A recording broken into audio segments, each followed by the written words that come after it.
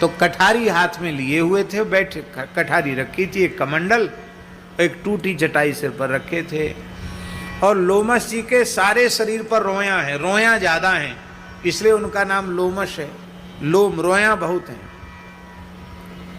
तो नारद जी ने आकर उनको प्रणाम किया। लोमश जी ने भी नारद जी का, आओ आओ नारद जी, बड़े पधारो।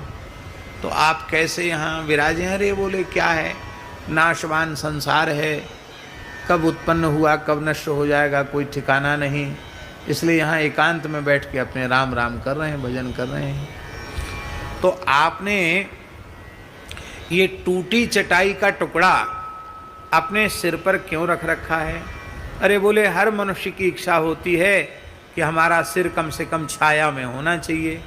तो क्या मकान वकान क्या बनाना, झोपड़ी छप्पर क्या डालना, अपनी टूटी चटाई कहीं से मिल गई, उसको हमने जटाओं में बांध रखा है और मन में संतोष कर लिया कि हमारा सिर छाया में है।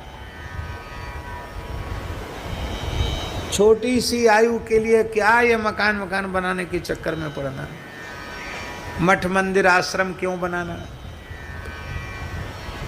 और ये कमंडल है, इसी से हमारा पानी का, जल का व्यवहार इससे हो जाता है।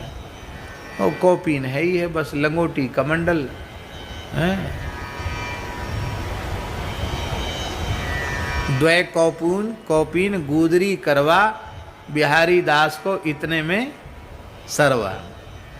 विरक्तों की रहनी ऐसी होती है, द्वय कौपीन और काम गुदरी और करवा, बिहारी दास को इतने में सरवा।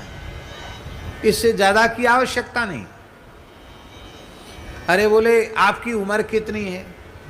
तो बोले अब भाई उम्र तो हमें कोई तिथि तारीख याद नहीं है, कितनी उम्र है गिन लो। कैसे गिन लें? तो उन्होंने इधर का थोड़ा सा हिस्सा दिखाया, 2-3-4 अंगुल का हिस्सा, उसमें बाल नहीं थे। भाई ये बाल कहाँ चले गए? सारे शरीर में रोयां हैं, यहाँ कहाँ चले गए?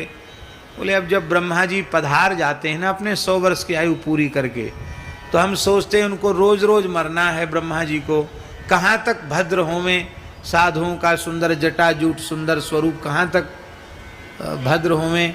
तो ब्रह्मा जी के सम्मान में एक रोया हम झाड़ देते हैं अपना। तो जितना रोया हमारे झड़ गए हैं उतने ब्रह्मा जी हमारे सामने चले गए।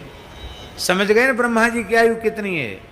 1000 चतुर्युगी की ब्रह्मा जी का एक दिन होता है, उसी हिसाब से रात्रि, उसी हिसाब से ब्रह्मा जी का वर्ष, उसी हिसाब से ब्रह्मा जी के 100 वर्ष। और वो